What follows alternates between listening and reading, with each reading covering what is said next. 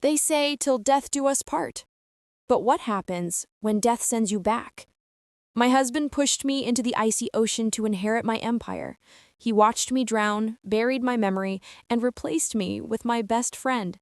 He thinks he committed the perfect crime. He thinks I'm dead. But he forgot one thing. You can't kill a woman who has nothing left to lose. I have returned, a new face, a new name, and a heart cold enough to freeze hell. Now he's looking at me with lust, inviting me into his bed, having no idea he is flirting with his own ghost. He wanted a trophy wife. I'll give him a war he never saw coming. This isn't just revenge. It's an execution. The water was colder than I expected. They say your life flashes before your eyes when you die. Mine didn't. All I saw was him, Mark, standing at the edge of the yacht, the moonlight glinting off the champagne glass in his hand. He wasn't screaming for help. He wasn't diving in to save me. He was smiling. Next to him, wrapped in the cashmere shawl I had bought her for her birthday, was Chloe, my best friend, my sister in everything but blood. She leaned her head on his shoulder, watching my body sink into the dark, freezing ocean. I tried to scream, but the salt water filled my lungs. My heavy wedding gown, the one Mark insisted I wear for our moonlight photo shoot, acted like an anchor, dragging me down into the abyss. "I'm sorry, Elena," Mark had whispered just before he pushed me, "but you're worth more dead than alive. And honestly, you were getting boring." Boring. The word echoed in my mind as the darkness swallowed me whole. I was the heir to the Vance empire. I was the devoted wife. I was the loyal friend. And I was boring. My lungs burned, my vision faded to black. But in that last second, just before my heart stopped, something else ignited inside me. It wasn't fear. It wasn't sadness. It was a cold, burning rage. I didn't pray to God to save me. I prayed to the devil. "Let me live," I begged silently. "Let me live, and I will make them wish they were the ones drowning." And the devil, he listened. Location: the Grand Aurora Hotel, New York City. Event: the Vance Charity Gala. Irony: held in memory of the late Elena Vance. 3 years, 36 months of surgeries, hundreds of hours of voice training, endless pain, and $10 million of hidden offshore funds that my father had secretly left me, money Mark never knew about. I looked at myself in the full-length mirror of the penthouse suite. Elena Vance was gone. The shy girl with the glasses, the soft jawline, and the hesitant smile was dead. She died in the ocean. Staring back at me was Sienna Cross. My cheekbones were sharper, sculpted by the best surgeons in Switzerland. My eyes, once a soft brown, were now a piercing icy green thanks to permanent iris implants. My hair was jet black, falling in cascades down my back, contrasting sharply with the blood-red silk gown that hugged every curve of my body. The gown had a slit that went up to my thigh, something Elena would never have worn. I applied a coat of dark red lipstick, the color of revenge. "Miss Cross," my bodyguard Victor knocked on the door. "The car is ready. The gala has started." "I'm ready, Victor," I said. My voice was different too. Husky, lower, confident. Tonight was the night. Mark was hosting the gala in my memory, using my money, with her by his side. The limousine ride to the hotel was smooth. When I stepped out, the paparazzi cameras flashed like lightning. I didn't shy away. I soaked it in. "Who is she?" I heard whispers ripple through the crowd. "Is that a model? Look at that dress." I walked into the ballroom. The smell of expensive perfume and hypocrisy filled the air. And then I saw them. In the center of the room, holding a microphone, was Mark. He looked older, more tired, but still handsome in that deceptive, snake-like way. He was wearing the Rolex I had given him for our engagement. And she was next to him, playing the role of the grieving but supportive fiancé. She was wearing my diamond necklace. My blood boiled, but my face remained a mask of cool indifference. "Thank you all for coming," Mark said, his voice oozing fake sadness. "It has been 3 years since we lost Elena. Not a day goes by that I don't miss her sweet soul. But we must move forward. Liar, I thought. I signaled a waiter, grabbed a glass of champagne, and began my approach. I walked straight through the crowd, the sea of people parting for me. The red dress was a beacon. Mark stepped off the stage, wiping a fake tear. Chloe handed him a drink. He turned around and froze. He saw me. He didn't recognize me. How could he? Elena was plain. Sienna was a goddess. But he felt it. The attraction. The pull. I saw his pupils dilate. The hunter in him had just spotted new prey. I walked right up to him, invading his personal space just enough to make him uncomfortable and intrigued. "A touching speech," I said, my voice smooth as velvet, "though you don't look like a man in mourning." Mark blinked, caught off guard. He straightened his tie, his charm mode activating immediately. I try to be strong. "I'm Mark Vance." He had taken my last name. The audacity. "I know who you are," I said, extending a hand. "I'm Sienna Cross. I'm looking to invest in promising ventures, and I heard you're the man to know." Chloe stepped forward, her eyes narrowing. She sensed danger. Women always do. And I'm Chloe, his fiancée. I looked at Chloe. I looked at the necklace that used to rest on my neck. I smiled, a smile that didn't reach my eyes. "Charmed," I said to her, then turned my gaze back to Mark, holding his eyes. "Fiancé? Pity. I usually don't mix business with pleasure, but for you, Mark, I might make an exception." Mark's grip on his glass tightened. He was hooked. The bait was taken. He thought he was hunting me. He didn't know he was staring into the eyes of his executioner. Location: the Grand Aurora Hotel Ballroom. Time: 10:45 p.m. Moments after the meeting. The orchestra swelled, filling the ballroom with a haunting waltz. Mark was still looking at me, his eyes undressing me, scanning the red silk of my dress as if looking for a zipper. It was pathetic. It was predictable. And it was perfect. "Would you care to dance, Miss Cross?" Mark asked, extending a hand. He didn't even glance at Chloe, who was standing beside him, stiff as a statue, her knuckles white as she clutched her sequined clutch. I saw the flash of fury in Chloe's eyes. She knew Mark. She knew that look. It was the same look he had given her 3 years ago, behind my back. "I'd love to," I purred, placing my hand in his. His skin was warm. The contact made my stomach churn with bile, but I forced a smile. "Know your enemy," I told myself. "To destroy him, you must be close enough to slide the knife between his ribs." We moved to the dance floor. Mark pulled me close, too close for a first meeting. His hand rested on the small of my back, right over the scar where a piece of driftwood had pierced my skin the night I almost drowned. He was touching the evidence of his crime and didn't even know it. "You're a mystery, Sienna," Mark said, his voice low, vibrating against my ear. "I know everyone in New York's high society, yet I've never seen you before." "I've been away," I lied smoothly. "Europe, Asia, rebuilding myself." "Rebuilding?" He raised an eyebrow. "You look perfectly built to me." I laughed, a throaty, dark sound. "Careful, Mark. Flattery gets you nowhere with me. I'm interested in your business acumen, not your charm." "They can be one and the same." He smirked.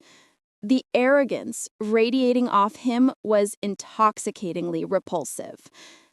"So, tell me, why come to a charity gala for my late wife? Did you know Elena?" The name hung in the air between us. Elena.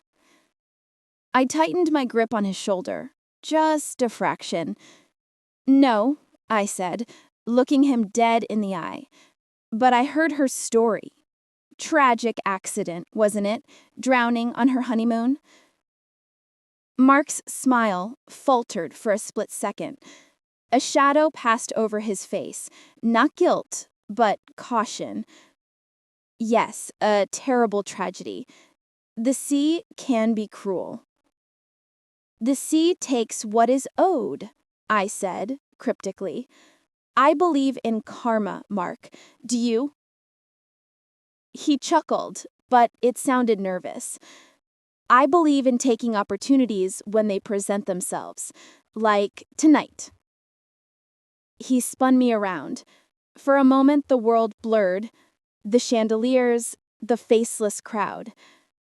I remembered the last time we danced. It was our wedding night. He had whispered promises of forever. 3 days later, he pushed me off a yacht. I pulled back slightly as the music ended. I needed to leave him wanting more. The hook was set. Now I had to reel him in slowly. Thank you for the dance, Mark, I said, stepping away. But I should get going. I have an early flight. Wait, he said, desperation creeping into his voice. We haven't discussed the investment, the business deal. I reached into my purse and pulled out a black card with gold embossing. It had only a name and a number. No address, no email. I pressed the card against his chest, right over his heart. I whispered, "Call me, if you can handle it." I turned and walked away. I didn't look back, but I could feel his eyes burning a hole in my back. And I could feel Chloe's gaze, too. Sharp, hateful, and terrified. Location: the penthouse suite, the plaza. Time: 1 a.m. The moment the heavy oak door clicked shut behind me, the mask fell. I kicked off the Louboutin heels and let out a shaky breath. My hands were trembling, not from fear, but from the sheer adrenaline of being that close to the monster who killed me. I walked to the minibar and poured a glass of whiskey. Neat. I walked to the window, looking out over the glittering skyline of Manhattan. My city. His city. A memory flashed in my mind, unbidden. The cold. The freezing black water. The salt burning my throat. I had kicked off the heavy wedding dress, struggling against the current. My fingers had scraped against barnacles on a buoy. I had clung to it for 6 hours, shivering, hallucinating, waiting for death. A fishing trawler had found me at dawn. They thought I was a corpse. When I woke up in a small clinic in a coastal town in Maine, I didn't tell them my name. I didn't call the police. The police would have called Mark, and Mark would have finished the job. I saw the news on the hospital TV 2 days later. Heiress Elena Vance presumed dead. Husband distraught. Distraught. I took a swig of the whiskey, the burn grounding me back in the present. I had spent 3 years planning this. I tracked down my father's old attorney, a man who hated Mark. He helped me access the Swiss accounts my father had hidden, my doomsday fund. I bought a new face. I bought a new history. I learned how to walk, talk, and think like a predator. Elena was the prey. Sienna was the hunter. My phone buzzed on the coffee table. I picked it up. An unknown number. Message. I can't stop thinking about the dance. Dinner tomorrow? Mark. I stared at the screen. He hadn't even waited an hour. He was greedy. He saw Sienna Cross as a walking checkbook and a conquest. He thought he was seducing a wealthy investor. He didn't know he was texting the woman whose murder he celebrated. I typed a reply, my fingers hovering over the screen. I needed to be aloof, unavailable. Reply. I'm busy tomorrow. Try me on Thursday. And Mark, don't bring the fiancé. I hit send. A moment later, the reply came. Mark. Chloe who? I laughed, a cold, humorless sound in the empty penthouse. Got you, I whispered to the empty room. He was willing to discard Chloe just as easily as he had discarded me. History was repeating itself, but this time, I held the pen, and I was writing a tragedy. I walked to the mirror and wiped off the red lipstick. Beneath the makeup, the surgical scars were invisible, but I could feel them. They were my armor. The game was on. Phase 1 was complete. Phase 2, infiltration. I would make him fall in love with me. I would make him trust me with his darkest secrets. I would make him sign over everything, the company, the house, the accounts. And when he had nothing left, when he was standing on the edge of the abyss, only then would I tell him my real name. I turned off the lights. Sleep well, Mark, I thought, because the nightmare has just begun. Location: Les Jardins, Upper East Side.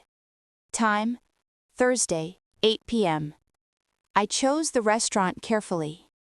Les Jardins was a French bistro tucked away on 64th Street. It wasn't the trendiest spot in New York, and it certainly wasn't the most expensive, but it was significant. It was where Mark had proposed to me 5 years ago.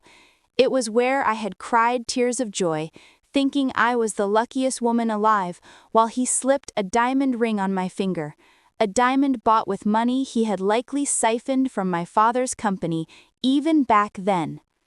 I arrived 10 minutes late. Power move. Never be waiting for the target. Make the target wait for you. When the maitre d' led me to the table, I saw him. Mark was checking his watch, looking agitated. He was used to Elena, who was always 5 minutes early, apologetic and eager to please. He wasn't ready for Sienna. I was wearing emerald green tonight, silk, backless, dangerous. Mark, I said, my voice cutting through the ambient jazz. He stood up so fast he almost knocked over his water glass. Sienna, you made it. I said I would. I slid into the booth opposite him. I noticed he had chosen table 4, our table, the proposal table. Did he do it on purpose? No, Mark was a creature of habit, but he was also sentimental in a twisted way. He probably liked sitting here because it reminded him of his victory, the day he secured the Vance fortune by securing me. You look breathtaking, Mark said, and for once, he wasn't lying. His eyes were hungry. Save the compliments for the contract, Mark. I'm expensive, I teased, signaling the sommelier. When the wine steward arrived, Mark reached for the list, but I placed my hand over his. My skin against his, he flinched, a spark of static electricity jumping between us. Allow me, I said. I looked at the sommelier. Bottle of the 2015 Domaine de la Romane Conti, and let it breathe for 10 minutes. Mark went pale. His eyes widened, darting from the wine list to my face. It was Elena's favorite wine. It was obscure, obscenely expensive, and very specific. We had shared a bottle of it the night before the wedding. Is something wrong? I asked, innocently, tilting my head. Don't tell me you have a cheap palate, Mark. He cleared his throat, loosening his tie. No, it's just... That was my late wife's favorite vintage. I haven't drank it since the accident. How poetic, I said, leaning forward, resting my chin on my hand.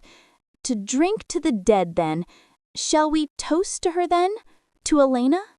Mark looked like he wanted to vomit. It was delicious. I'd rather toast to the future, he said, his voice tight. To us, and to this partnership.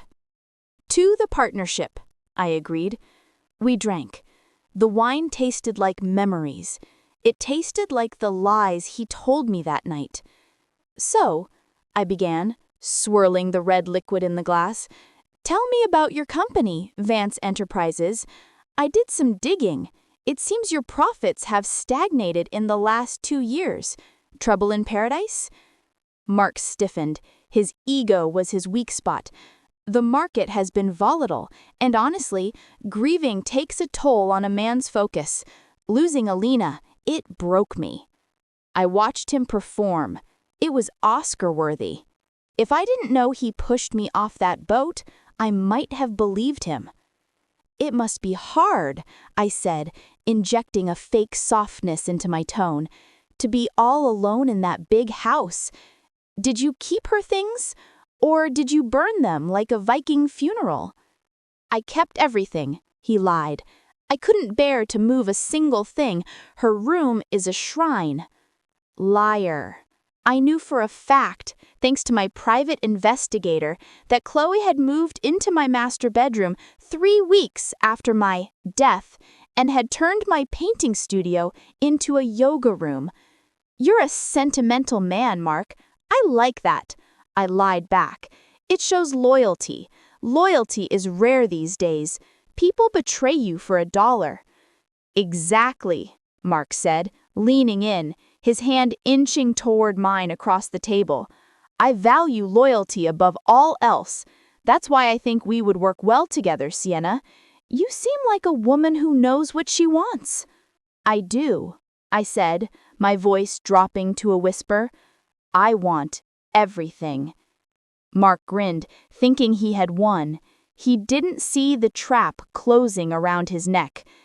Just then, his phone lit up on the table. It was face up.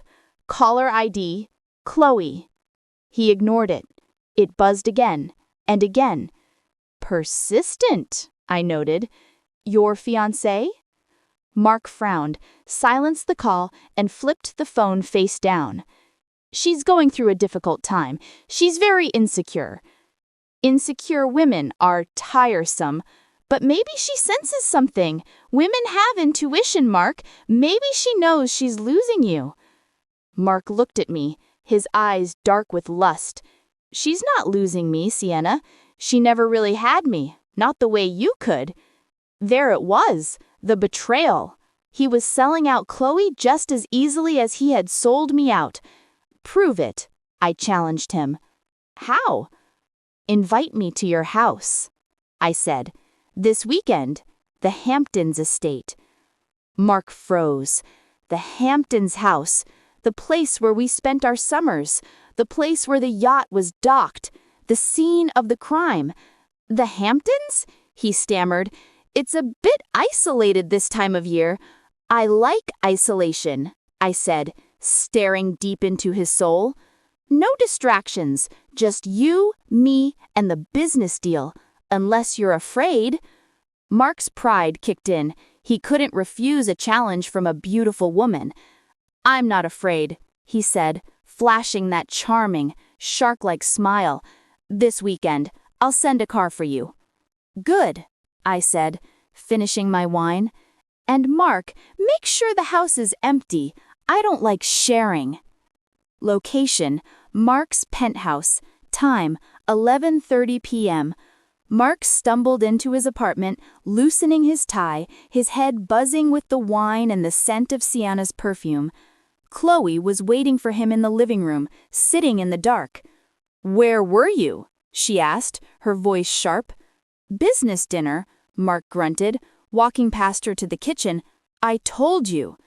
You smelled like her perfume. That woman from the Dala, Sienna Cross. Mark poured himself a water. She's an investor, Chloe, a very rich one. We need her capital if we want to expand into Asia. Stop being paranoid. I looked her up, Chloe said, walking into the light. Her face was pale, her eyes rimmed with red. There's nothing on her before 3 years ago.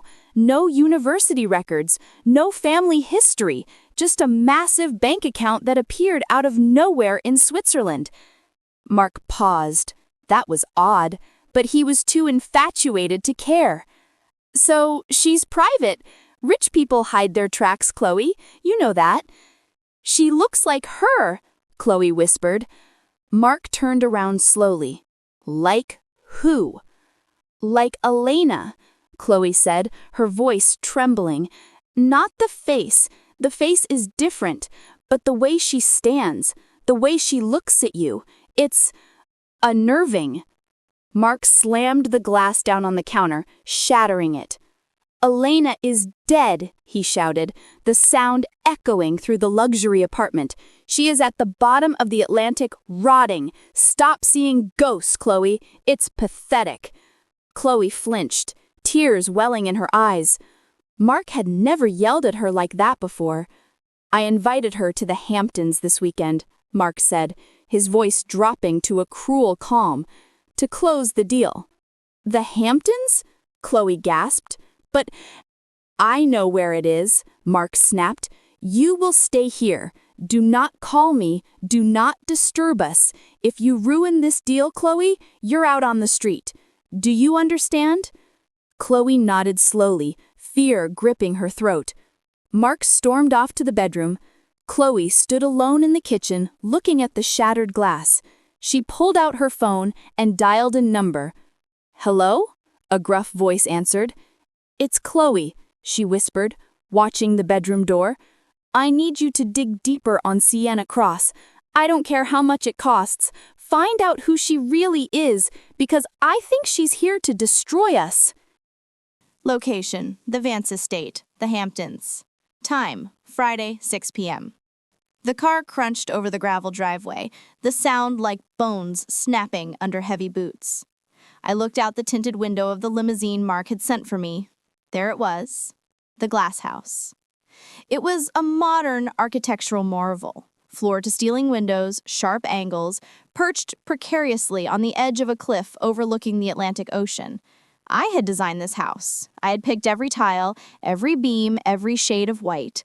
It was supposed to be our sanctuary. Now it looked like a mausoleum.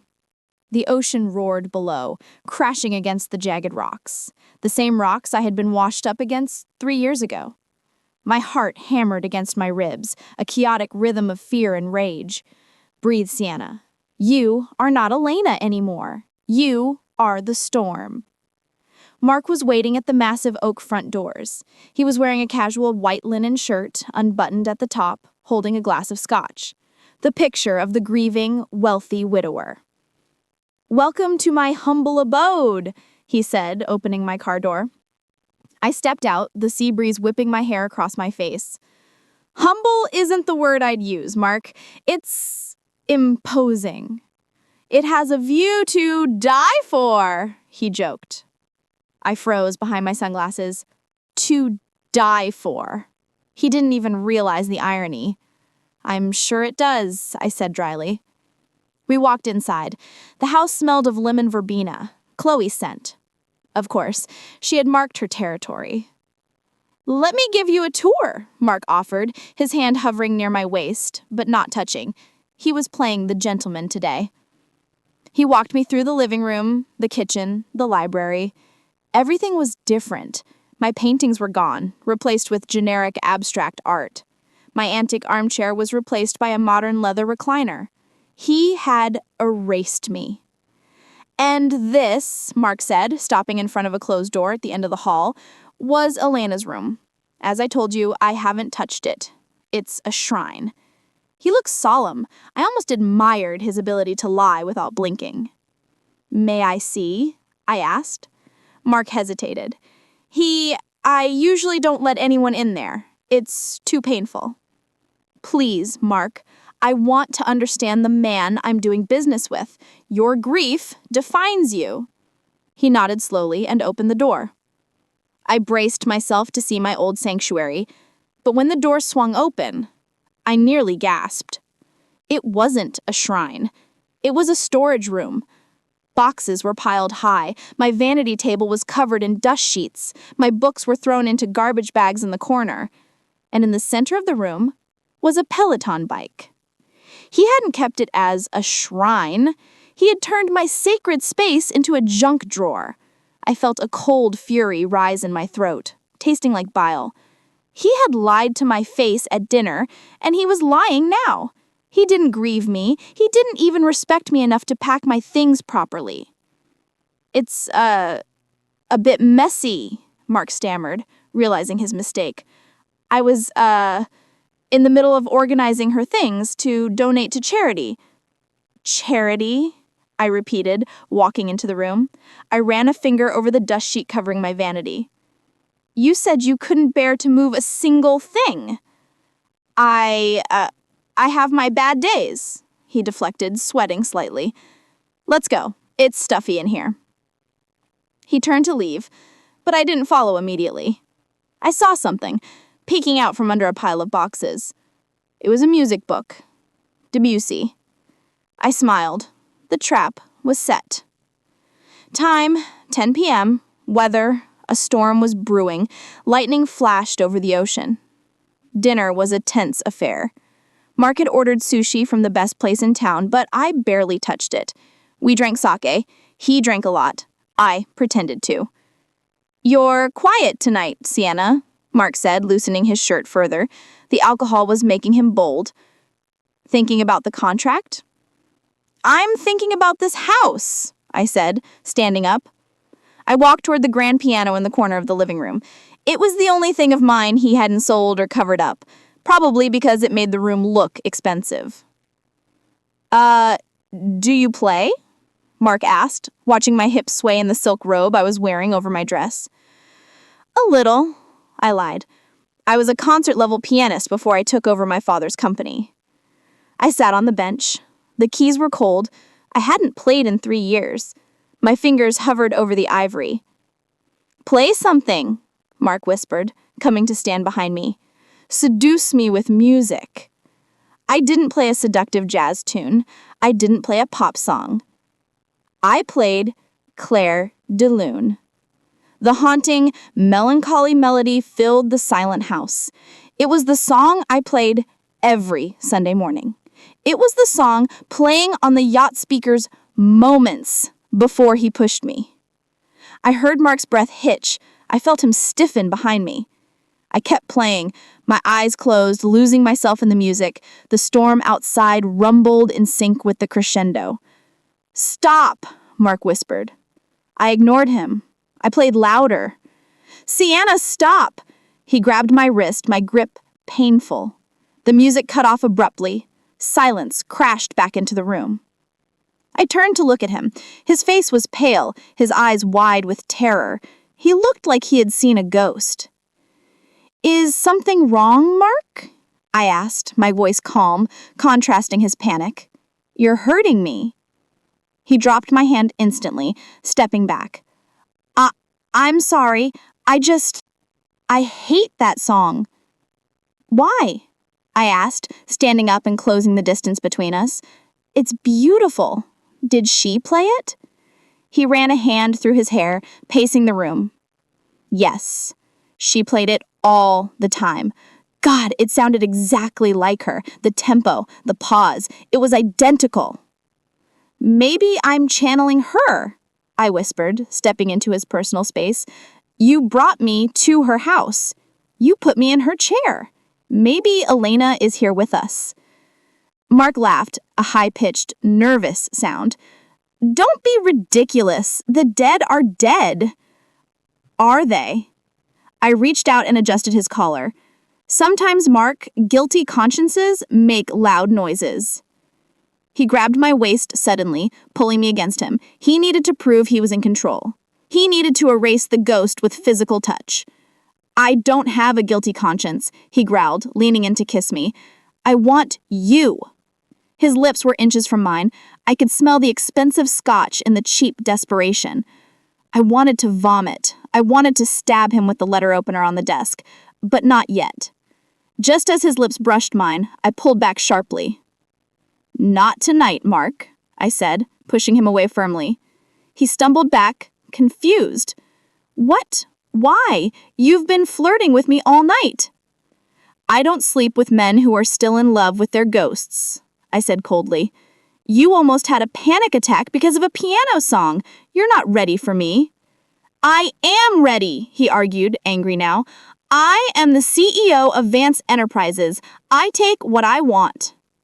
You inherited Vance Enterprises, I corrected him, my voice sharp as a whip. and you won't earn me until you prove you're over her. I walked toward the guest bedroom, which used to be my office. Where are you going? He demanded. To sleep. Alone. I paused at the doorway and looked back. Oh, and Mark, you might want to close the balcony doors. The wind sounds like screaming tonight. I shut the door and locked it. I leaned against the wood, listening. I heard him throw a glass against the wall. Crash! I smiled. He wouldn't sleep tonight. He would be thinking about the song. He would be drinking more. I took out a small vial. It was La Bleu by Guerlain, my old perfume. I sprayed a single spritz near the bottom of the door, so the scent would drift out into the hallway during the night. When he walked past this door to get to his room, he would smell me. He would hear the piano in his head. He would smell the perfume in the air. The haunting had officially begun. Location: the Vance estate, Mark's study. Time: Friday, 2:15 a.m. The house was breathing. Old houses settle at night, the wood groaning against the wind. But tonight, the storm outside made the Hamptons estate sound like it was screaming. I lay in the guest bed, staring at the ceiling, waiting. At 1:30 a.m., I had heard Mark stumble down the hall. I heard the heavy thud of a body hitting a mattress, followed by the distinctive silence of a passed-out drunk. The scotch and the stress had done their job. It was time. I slipped out of bed. I was wearing black leggings and a tight black turtleneck, my work clothes that I had hidden at the bottom of my designer luggage. No silk robes now. This was a tactical operation. I opened the bedroom door. The hinge gave a soft squeak. I froze, my heart hammering against my ribs.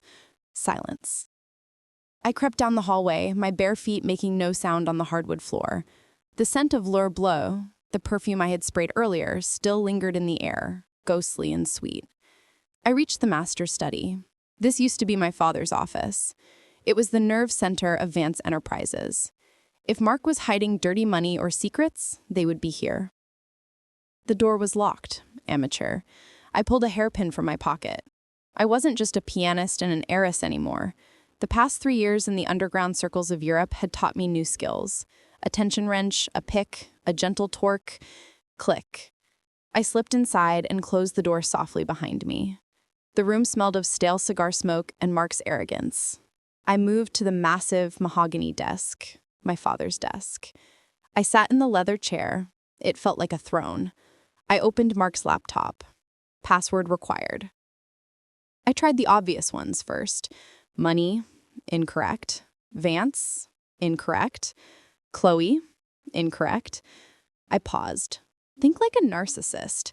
What does Mark love most? Himself? His victory? I typed in the date of my death, 08/24/22. Access granted. A chill ran down my spine that had nothing to do with the air conditioning. He used the day he murdered me as his password. It was his trophy date, the day he became a billionaire. You sick bastard, I whispered. I didn't have much time. I pulled a high-speed flash drive from my pocket. It was loaded with military-grade spyware I'd bought from a contact in Berlin. I plugged it in.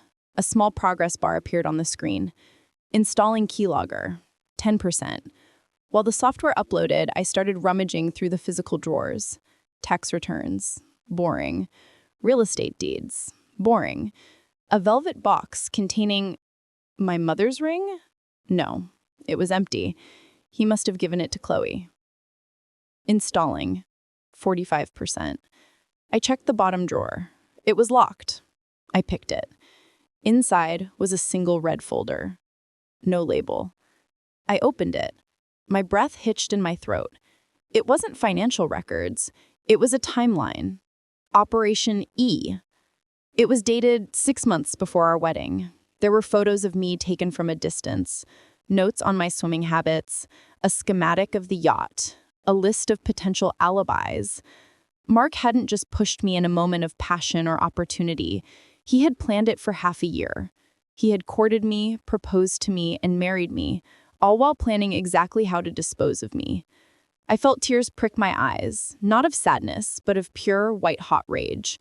I wanted to burn this house down with him inside it. Installing, 85%.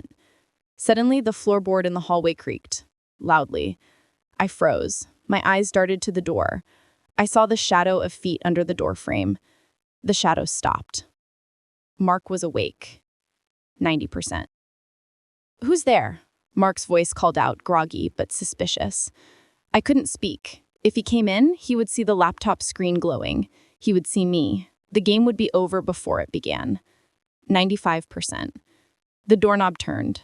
Locked. I had locked it from the inside. Smart girl. "Sienna?" Mark called out, jiggling the handle. "Are you in there?" Installing. 100%. Installation complete. I yanked the USB drive out. I slammed the laptop shut just as Mark threw his shoulder against the door. "Open the door," he shouted. I needed an excuse. Fast. I opened the door and threw it open before he could ram it again. I stood there, holding a random book from the bookshelf, looking wide-eyed and terrified. Mark stumbled in, wearing only his boxers, holding a baseball bat. He looked wild. "What the hell are you doing?" he demanded, looking around the dark room. I couldn't sleep," I stammered, holding up the book. "I heard a noise. I thought someone was breaking in. I came in here to find a weapon or a phone. I locked the door because I was scared. I played the damsel in distress card. It was the only card that worked on a man like him." Mark lowered the bat, his eyes scanning the room. He looked at the desk. The laptop was closed. He looked at me. I was trembling. Fake, but convincing. "You thought someone broke in?" he asked, his adrenaline fading. "The storm," I whispered, stepping closer to him. "It sounded like glass breaking. I'm sorry, Mark. I didn't mean to wake you." He looked at my tight black outfit. "Why are you dressed like a cat burglar?" Shit. I was cold, I said quickly. This was the warmest thing in my suitcase. Thermal wear. He stared at me for a long, agonizing second. Then his eyes dropped to my chest, rising and falling with fear. The suspicion in his eyes was replaced by something else. Lust, again. He said, "You shouldn't be wandering around alone. It's dangerous." "I know," I breathed. "I won't do it again." He reached out and touched my arm. "You're shaking." "I'm terrified of storms," I lied. "Elena used to be scared of them too, wasn't she?" I had to drop her name. I had to distract him. Mark flinched. Yes, she was. Can you walk me back to my room?" I asked, looking up at him through my lashes. "I don't want to be alone in the hallway." Mark nodded, his chest puffing out. He felt like the protector now, the hero. "Come on." He walked me to the guest room. At the door, he lingered. He asked, "Are you sure you'll be okay?" Leaning against the frame. "I will be now," I said softly. "Good night, Mark." I closed the door and locked it. I leaned against the wood and slid down to the floor, exhaling a breath that I had been holding for 10 minutes. I clutched the USB drive in my hand. It was burning hot. I had the keylogger installed. I would have every password, every email, every message he typed from now on, and I had seen the red folder. I knew he was a murderer, but tonight I learned he was a psychopath. My phone vibrated in my pocket. I pulled it out, a text from my contact in the city. "Unknown. Be careful. Chloe just hired a PI named Graves. He's dirty. He digs up bodies." I stared at the screen. Mark was the monster in the house, but Chloe was the wolf at the door. I stood up and walked to the window, watching the lightning strike the ocean. I whispered, "Let them dig. They're only digging their own graves." Location: Sienna's penthouse, Manhattan. Time: Monday, 9 a.m. Information is power, and thanks to the keylogger I installed in the Hamptons, I was now the most powerful woman in Mark's life. I sat in my home office sipping a double espresso, watching the lines of text scroll across my monitor. It was a live feed of everything Mark was typing on his laptop, Advanced Enterprises. Email to JD, "I need the transfer by Friday. The auditors are sniffing around." Search history, "How to hide offshore assets from IRS." Search history, "Sienna Cross net worth." I smiled. He was desperate. The Vance empire wasn't just stagnating, it was crumbling. Mark had bled the company dry to fund his lavish lifestyle and pay off gambling debts. He was selling company assets just to keep the lights on. And today, He was selling me. Or rather, my memory. I opened the invitation on my desk, the Vance Foundation charity auction, in loving memory of Elena Vance. He was auctioning off my personal jewelry collection, my mother's sapphire necklace, my grandmother's vintage brooches, items he swore he would never part with. He was selling them under the guise of Location: Sienna's penthouse, Manhattan. Time: Monday, 9 a.m. Information is power. And thanks to the keylogger I installed in the Hamptons, I was now the most powerful woman in Mark's life. I sat in my home office, sipping a double espresso, watching the lines of text scroll across my monitor. It was a live feed of everything Mark was typing on his laptop at Vance Enterprises. Email to JD. I need the transfer by Friday. The auditors are sniffing around. Search history. How to hide offshore assets from the IRS. Search history. Sienna Cross, net worth. I smiled. He was desperate. The Vance empire wasn't just stagnating, it was crumbling. Mark had bled the company dry to fund his lavish lifestyle and pay off gambling debts. He was selling company assets just to keep the lights on. And today, he was selling me. Or rather, my memory.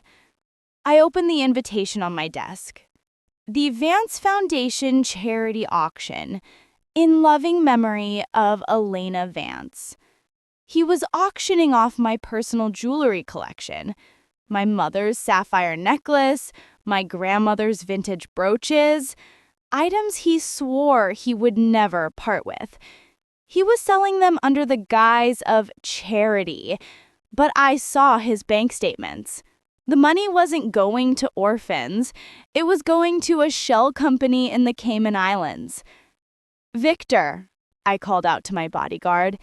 He stepped into the room, a mountain of muscle in a bespoke suit. Yes, Miss Cross. I said, prepare the car, standing up and smoothing down my white power suit. We're going shopping. Location: Sotheby's house, New York. Time: 1 p.m. The room was filled with the city's elite, socialites, hedge fund managers, and vultures circling a dying carcass. Mark stood at the podium, playing the grieving widower role to perfection. Chloe stood by his side, looking miserable. She was wearing a dress that was too tight and smiling a smile that didn't reach her eyes. She kept scanning the room, her paranoia evident. When I walked in, the atmosphere shifted. I didn't sneak in. I arrived. The click of my heels on the marble floor echoed like gunshots. Mark saw me and waved me over. "Sienna, you came." I wouldn't miss it, I said, offering him a cold cheek to kiss. I love a good sale. I turned to Chloe. "Hello, Chloe. You look tired. Are you sleeping well?" Chloe glared at me. "I sleep fine." "Good," I smiled. Guilt can be such an insomnia trigger. Before she could snap back, the auctioneer banged his gavel. "Ladies and gentlemen, please take your seats. First up, lot 24, a rare Burmese sapphire necklace circa 1920, belonged to the late Elena Vance's mother." A hush fell over the crowd. I felt a pang of sadness. My mother wore that necklace to my graduation. Mark knew how much it meant to me, and he was selling it like it was a used car. "Vickities, status our Vickities fairly dollars," the auctioneer announced. 55, a woman in the front row called out. 60, a man in the back shouted. 70, Chloe whispered to Mark. "Mark, stop this. You promised I could have that necklace." He hissed back, loud enough for me to hear. "We need the cash, Chloe. Shut up." $80,000, someone else yelled. The room was buzzing. It was a feeding frenzy. I waited. Patience is the weapon of the hunter. When the bidding slowed at $100,000, the auctioneer raised his gavel. Going once, going twice, I raised my paddle calmly. $500,000. The room gasped. Head snapped in my direction. Mark's jaw dropped. Chloe looked like she had been slapped. $500,000 from Miss Cross. Do I hear 6? Silence. No one was crazy enough to bid $500,000 for a necklace worth $100. Sold to Miss Sienna Cross. I stood up, the center of attention. Mark rushed over to me, practically drooling. $500,000 was exactly what he needed to cover his payroll this month. Sienna, he breathed, grabbing my hands. You are incredibly generous. Elena would have been honored. I didn't do it for Elena. I did it because I hate seeing beautiful things in the hands of people who don't appreciate them. I looked directly at Chloe. You think you can just buy everything? She shrieked, stepping forward. Her composure cracked. The stress of the last week, the paranoia, the jealousy, it all boiled over. You come here, flashing your money, flirting with my fiancé, buying her things. The room went deadly silent. Cameras started flashing. This was the drama they craved. Mark grabbed Chloe's arm. Chloe, stop it. You're making a scene. Let go of me, she screamed, pulling away. She pointed a shaking finger at me. Who are you? Huh? Where did you come from? You're not an investor. You're a witch. I didn't yell back. I didn't get angry. I stepped closer to her, invading her space, towering over her in my heels. I'm a woman who knows her worth, Chloe. Can you say the same? You're wearing an engagement ring paid for by a dead woman's inheritance. You live in her house. You sleep in her bed. You're not a fiancé, darling. You're a placeholder. The crowd murmured, ouch. Chloe's face turned bright red. Tears of humiliation streamed down her face. She looked at Mark for support. But Mark stepped away from her. He distanced himself from the crazy woman. Go home, Chloe, Mark said coldly. Chloe let out a sob and ran out of the auction house, the cameras chasing her. Mark turned to me, an apologetic smile on his face. I am so sorry, Sienna. She's unstable. I'm thinking of calling off the engagement. I looked at the man who had murdered me for money, now abandoning his accomplice for more money. Don't apologize, Mark, I said, touching his tie. It's hard to find good help these days. Chloe sat in a dark booth, mascara running down her face, staring at her third vodka tonic. She had been humiliated, publicly. Viral videos of her meltdown were already on Twitter. Mark wasn't answering her calls. A man slid into the booth opposite her. He wore a cheap leather jacket and smelled of stale cigarettes. This was Graves, the private investigator. You look like hell, sweetheart, Graves grunted. Shut up, Chloe snapped. Did you find anything on Sienna Cross? Graves lit a cigarette, ignoring the no smoking sign. He pulled a manila envelope from his jacket and tossed it on the table. She is a ghost, sweetheart, Graves said. Sienna Cross didn't exist before 3 years ago. No birth certificate in the U.S., no school records in Europe.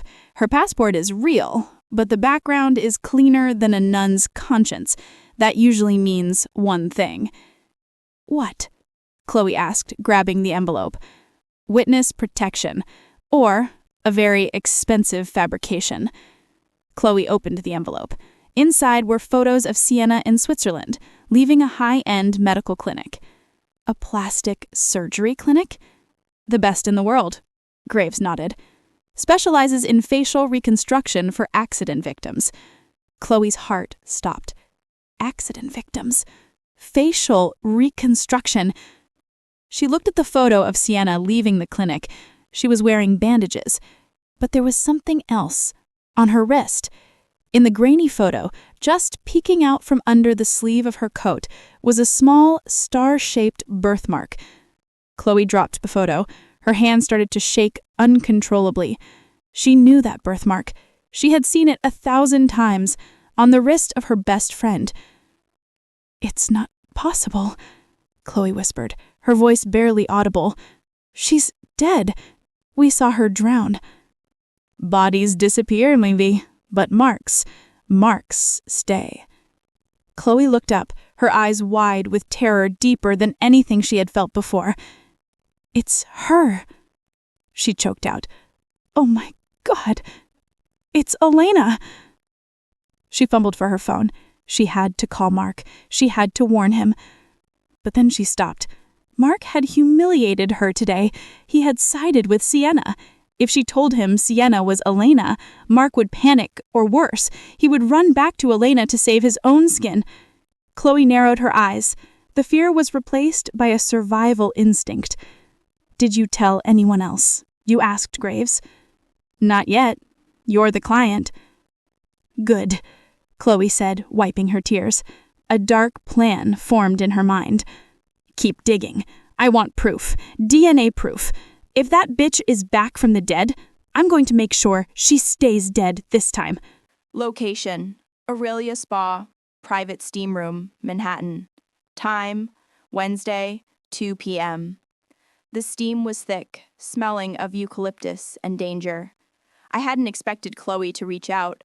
After her public meltdown at the auction house, I assumed she was hiding in a hole somewhere, drowning her sorrows in vodka. But this morning, I received a text. From Chloe. "I know who you really are. Meet me at Aurelia Spa. Come alone, or I send the photos to Mark." I sat on the tiled bench, wrapped in a white towel, the heat pressing against my skin. My heart was beating a steady war drum rhythm. She knows. How? Did I slip up? Did I use a phrase Elena used? Did my walk give me away? The glass door opened. Chloe walked in. She looked terrible. Her eyes were puffy, her skin splotchy. She wasn't the polished trophy wife anymore. She was a desperate animal backed into a corner. She held a waterproof pouch in her hand. She sat opposite me, the steam swirling between us like ghosts. "You have guts coming here," Chloe said, her voice raspy. "I have nothing to hide," I lied, keeping my voice calm. "You sent a threat. I'm here to clarify your delusions before I file a restraining order." Chloe laughed. It was a jagged, broken sound. "Delusions? Is that what we're calling them?" She tossed the waterproof pouch onto the bench between us. Inside was a photo, the one Graves the PI had taken. Me, leaving the Swiss clinic. A zoomed-in circle around my right wrist. The star-shaped birthmark. I stared at the photo. I had covered it with makeup every day for 3 years, but that day, that one day leaving the clinic, I must have wiped my sweat and rubbed the makeup off. "Plastic surgery can fix a nose, Alina," Chloe whispered, saying my name for the first time. "It can fix a jawline, but you forgot the little things." I looked up at her. There was no point in denying it. The proof was right there. I dropped the Sienna Cross accent. I let my shoulders drop. I looked at her with the eyes of the friend she had betrayed. "Hello, Chloe," I said softly.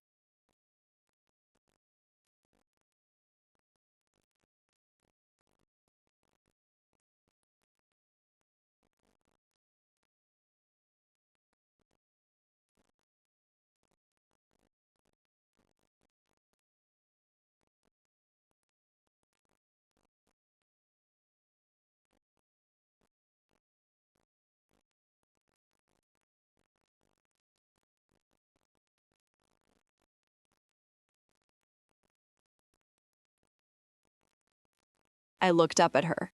There was no point in denying it. The proof was right there. I dropped the Sienna Cross accent. I let my shoulders drop. I looked at her with the eyes of the friend she had betrayed. "Hello, Chloe," I said softly. Chloe flinched. Hearing my real voice hit her like a physical blow. She pressed her back against the tiled wall, trembling. "It is you," she breathed. "You're supposed to be dead. We saw you sink." "I learned to swim," I said coldly, "something you never bothered to do." "Why did you come back?" she hissed. "To kill us?" "To balance the scales. You stole my life, Chloe. You stole my husband. You stole my home." "I didn't steal him," she snapped, tears mixing with the sweat on her face. "He came to me. He hated you, Elena. He said you were frigid. He said you were boring. He wanted fire, and I gave it to him. And look where that fire got you," I pointed out. "Humiliated, alone. And he's ready to dump you for Sienna the moment I snap my fingers." Chloe's face twisted in hate. She knew I was right. Mark had discarded her the moment a shinier toy came along. "He's a monster," Chloe admitted, her voice dropping. "I know that now. He treats me like garbage." "Then help me," I said. "Give me the evidence. Testify against him. We can take him down together." Chloe stared at me for a long moment. For a second, I thought I saw regret. I thought I saw my old best friend. Then she smiled. A cruel, greedy smile. "Help you?" she laughed. "And go to jail as an accomplice to attempted murder? No thanks." She picked up the photo. "I don't want justice, Elena. I want payment." "Blackmail," I stated flatly. "Severance pay," she corrected. "Mark is broke, I know that. But Sienna Cross? She's loaded. I want $10 million. Wire it to an offshore account by tomorrow night. Then I disappear. I'll go to Bali and you can do whatever the hell you want to Mark. Kill him for all I care." I looked at her with pure disgust. Even now, after everything, she was just a parasite. She didn't care about the morality. She just wanted the payout. "And if I don't pay?" I asked. "Then I send this photo to Mark. And unlike me, Mark won't just talk. He's paranoid. If he finds out you're alive, he will finish the job. He has connections, Elena. He'll have you killed before you can leave this building." She stood up, feeling triumphant. She thought she had won. She thought she held the cards. "Tomorrow night, midnight. Or you're a dead woman. Again." She turned to leave. "Chloe?" I called out. She paused at the door. You should have taken the deal to help me, I said quietly. I'm looking out for myself, she said, and walked out into the cool hallway. I sat alone in the steam. My plan had to change. I couldn't wait weeks to destroy Mark financially. I couldn't wait for the slow burn. I had 24 hours before my cover was blown. I stood up. The sadness was gone. The nostalgia was gone. Chloe had just signed her own death warrant. Not physically. I wasn't a murderer like them. But I was going to ensure that by tomorrow night, neither of them would have a penny left to buy a plane ticket to Bali. I walked out of the steam room and grabbed my phone from the locker. I dialed Victor. "Ready the jet," I said, "and call the FBI contact I told you about. We're moving the timeline up." "When, Miss Cross?"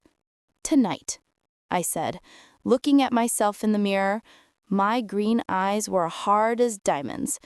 "Tonight, we burn the house down." Location: Mark's penthouse. Time: 8 p.m. Mark was pacing the living room. He was frantic.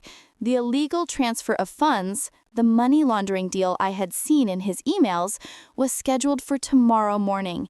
He needed it to go through to pay off the loan sharks who were threatening his kneecaps. My phone rang. It was Mark. "Sienna, I need to see you. Tonight." "I'm busy, Mark." I played cool. Please, it's urgent.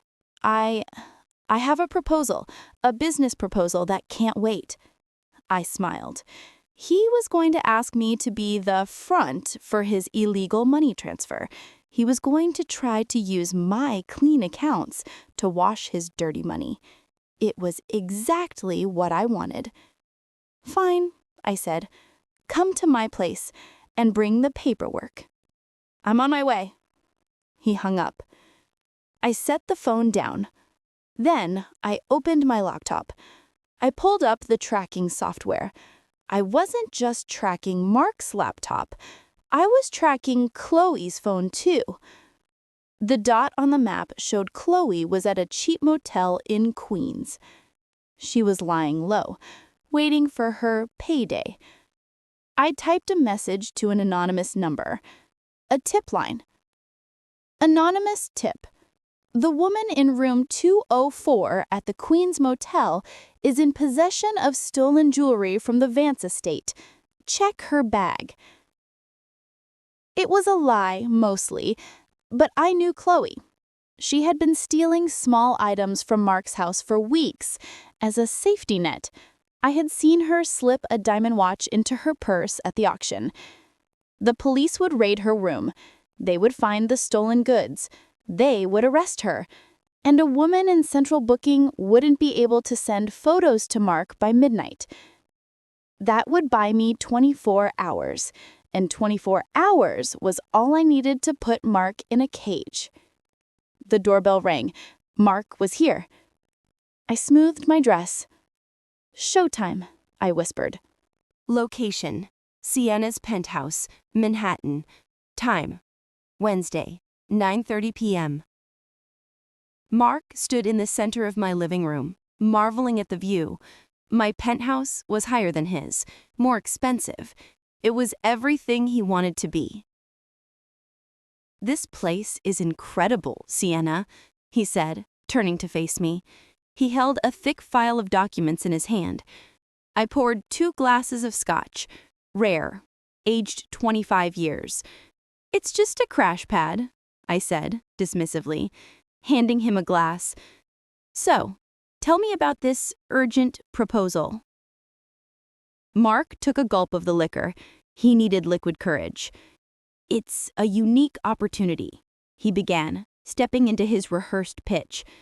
"I have capital moving in from overseas partners, but due to some red tape with the SEC, my accounts are temporarily frozen for an audit. Standard procedure, really." Standard procedure for criminals, I thought. "I need a bridge partner," he continued, his eyes gleaming. "If you allow me to route the funds through your shell corporation in the Caymans, I can release the liquidity. In exchange, I'm offering you 20% equity in Vance Enterprises." It was a classic money laundering scheme. He wanted to use my clean reputation to wash his dirty money. If I agreed, I would be an accomplice. But Mark didn't know that the shell corporation he was transferring money to wasn't a standard offshore account. It was a dummy account set up by the FBI, monitored by the forensic accountants I had tipped off hours ago. 20% is low, Mark," I said, walking around him, trailing a finger along his shoulder. "For the risk involved, I'd say 51%. Mark choked on his drink. 51%? That's controlling interest. That's my company. "It's your desperation," I whispered, leaning in close. "I can smell it on you, Mark. The wolves are at the door. You need this transfer by morning, or you're finished." He stared at me. He hated me in that moment, but he needed me more. "Fine," he gritted out. 51%, but only if the funds clear by dawn. "Deal." I led him to the desk. I laid out the contract. It wasn't just a transfer agreement. Buried in the legal jargon of page 42, which he knew he wouldn't read, was a clause that admitted to the falsification of prior company records. By signing this as the managing director, he was officially taking sole responsibility for every crime committed in the last 3 years. "Sign here," I said, handing him a heavy Mont Blanc pen. He hesitated. His hand hovered over the paper. "You're saving my life, Sienna," he said, looking up at me with gratitude that made my skin crawl. "Chloe, she never understood business. She was dead weight. But you're a queen." "Less talking, Mark," I commanded softly. "Sign." He pressed the pen to the paper. Scratch, scratch, scratch. Mark Vance. The signature was bold, arrogant. "Done," he said, dropping the pen. He reached for me, pulling me into a hug. "We're going to be a power couple, the kings and queens of New York." I let him hug me. I looked over his shoulder at the clock. 10:15 p.m. "Yes, Mark," I said, my voice devoid of emotion. "King and queen." Checkmate. Location: Queen's Motel, room 204. Time: 10:30 p.m. Chloe was pacing the small, dirty room. She checked her phone. No transfer notification. She checked the time. An hour and a half left until her midnight deadline. She better pay, or I burn them both. Suddenly, there was a pounding on the door. Bang! Bang! Bang! "Housekeeping!" a voice yelled. "Go away!" Chloe screamed. "I didn't order anything." Crash. The door splintered open. It wasn't housekeeping. 6 NYPD officers stormed the room, guns drawn. "Police! Hands in the air!" Chloe shrieked, dropping her cigarette. What? What is this?" "Chloe Miller, you are under arrest for grand larceny and possession of stolen goods," an officer shouted, grabbing her arms and slamming her against the wall. "Stolen goods? I didn't steal anything," she cried, struggling. Another officer dumped her purse onto the bed. Out tumbled a diamond watch, a pearl bracelet, and crucially, a small bag of cocaine, which Graves, the PI, who was on my payroll, had planted there an hour ago. "That's not mine," she screamed, her eyes wild. "I was set up. It's Sienna Cross. She's not who you think she is. She's Elena Vance. She's dead. She's supposed to be dead." The officers exchanged looks. A hysterical woman, drugs in her bag, stolen jewelry, ranting about dead people. To them, she wasn't a witness. She was a junkie having a breakdown. Yeah, tell it to the judge, lady," the officer said, snapping the handcuffs tight. "Listen to me," she howled as they dragged her out of the room, kicking and screaming. "Mark killed her. She's alive. Check her wrist. Check her wrist." The door slammed shut. Her screams faded down the hallway. The threat was neutralized. Chloe would be in a holding cell for at least 48 hours before she could even call a lawyer. By then, it would be too late. Location: Sienna's penthouse.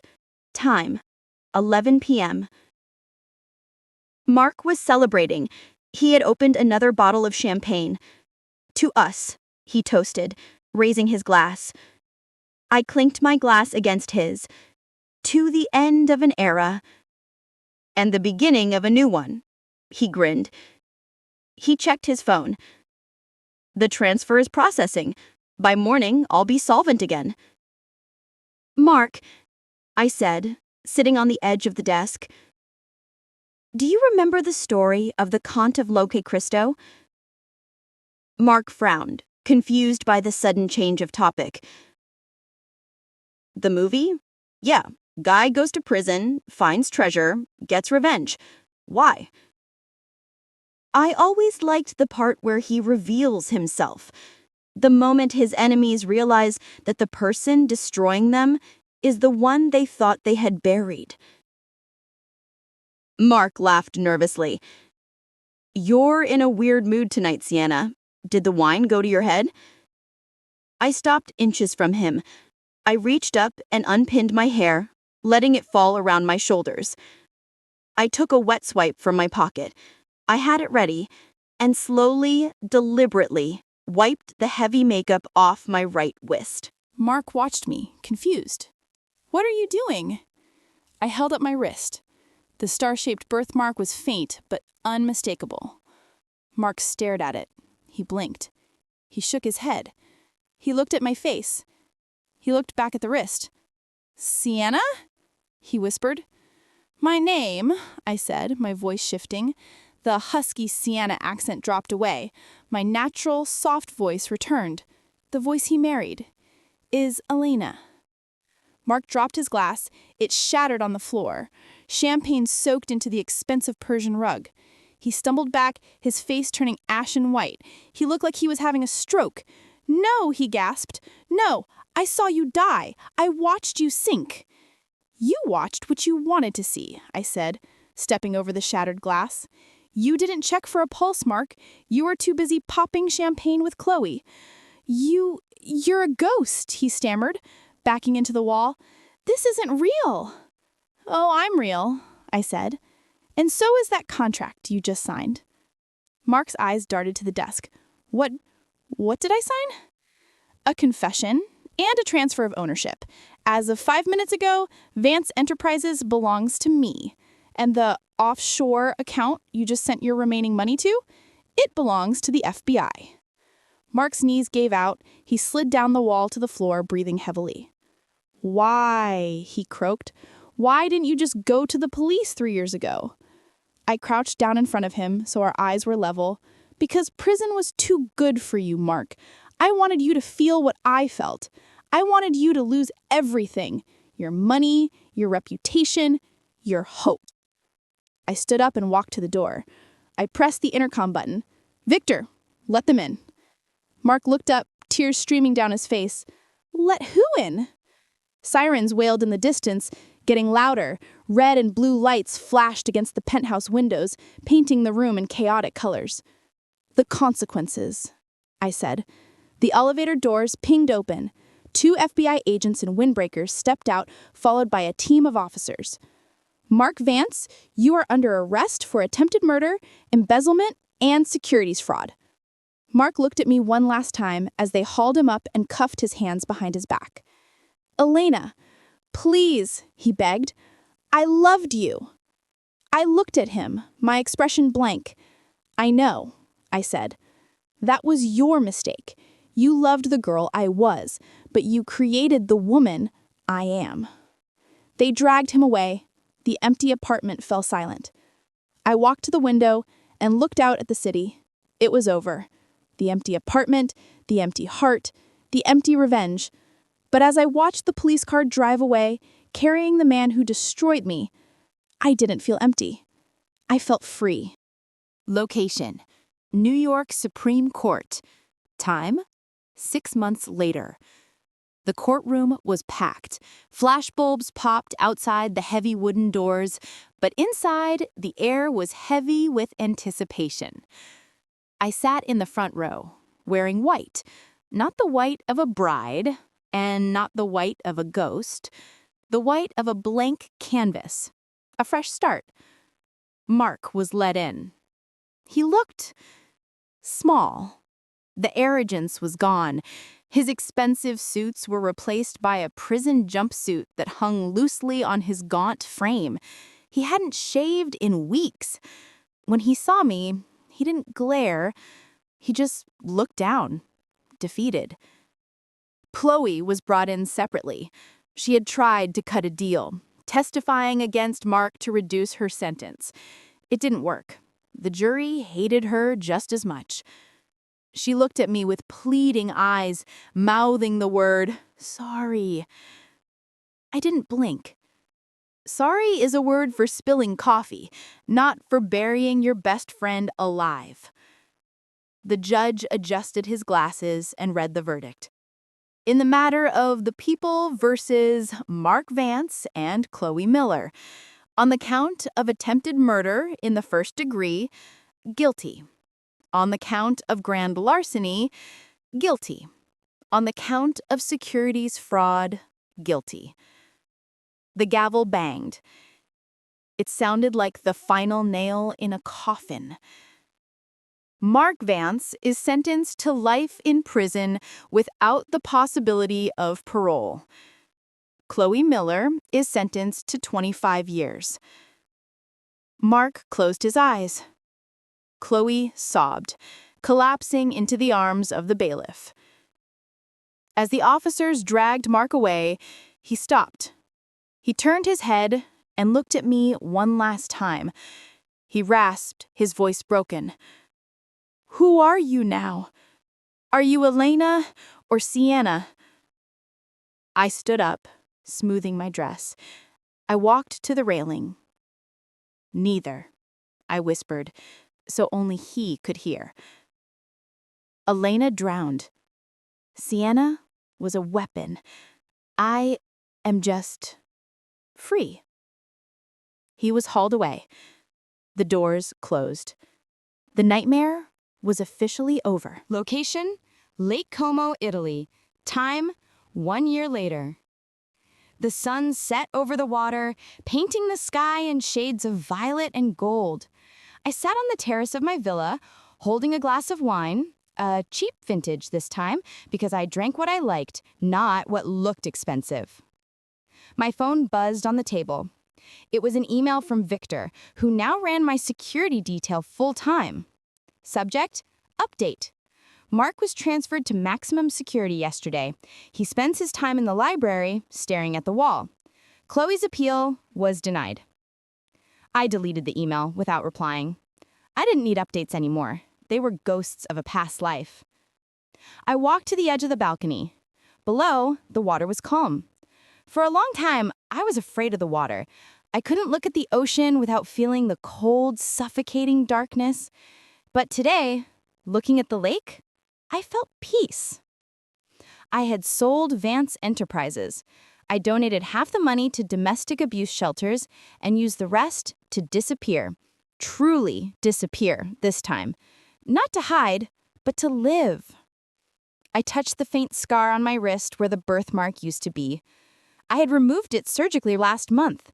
The last trace of Elena was gone. I wasn't the girl who played the piano to please her husband. I wasn't the heiress who let her friends walk all over her. And I wasn't the vengeful siren in the red dress anymore. I took a sip of wine and smiled. The wind blew through my hair, warm and gentle. They say revenge is sweet. They are wrong. Revenge is necessary. Freedom? Freedom is sweet. I turned my back on the view and walked back into the house, leaving the empty glass on the ledge. The past was behind me, and for the first time in forever, the future was entirely mine. The end. So, that was the story of the wife he never deserved. I hope you enjoyed this saga of ultimate revenge. If this story kept you hooked, please hit that like button and let me know in the comments, what was your favorite part? Don't forget to subscribe and hit the bell icon so you never miss a thrilling story like this one. See you soon with a brand new mystery. Until then, take care.